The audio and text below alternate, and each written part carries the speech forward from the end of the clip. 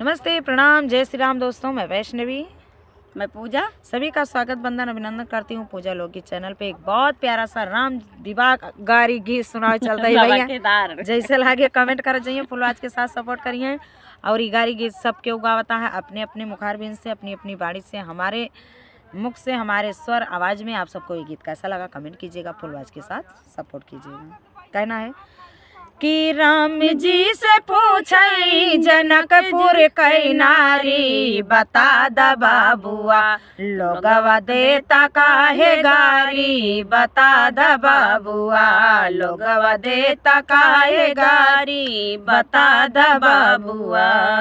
कि राम जी से पूछई जनकपुर की नारी, बता द बाबुआ लोगवा देता काहे गारी, बता द बाबुआ लोगवा देता काहे गारी, बता द बाबुआ। कि तोहरा से पूछूं मैं हो धनुषधारी, तोहरा से पूछूं मैं हो धनुषधारी, तोहरा से पूछूं मैं हो धनुषधारी।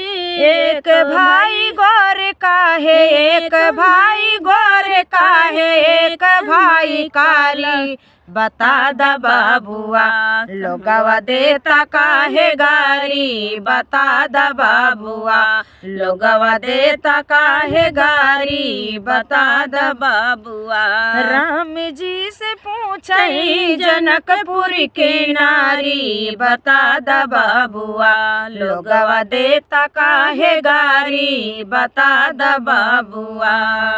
ई बूढ़ा बाबा के पातर पातर दाढ़ी, बुढ़ाऊ बाबा के पातर पातर दाढ़ी, बुढ़ाऊ बाबा के पातर पातर दाढ़ी। देखई में दुबर हो, देखई में दुबर पातर, देखई में दुआरी, बता द बाबुआ।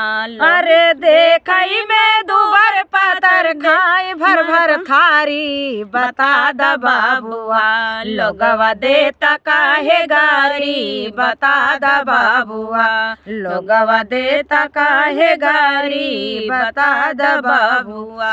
कि राम जी से पूछई जनकपुर की नारी, बता द बाबुआ लोगवा देता काहे गारी, बता द बाबुआ लोगवा देता काहे गारी, बता द बाबू।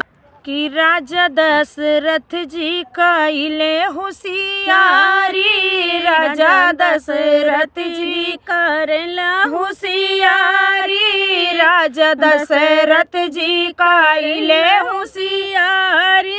ये कहीं मरदवा पै तीन तीन नारी, बता द बाबुआ लोगवा देता काहे गारी, बता द बाबुआ लोगवा देता काहे गारी, बता द बाबुआ। अरे राम जी से पूछई जनकपुर की नारी, बता द बाबुआ लोगवा देता काहे गारी, बता द बाबुआ लोगवा देता काहे गारी, बता द बाबुआ।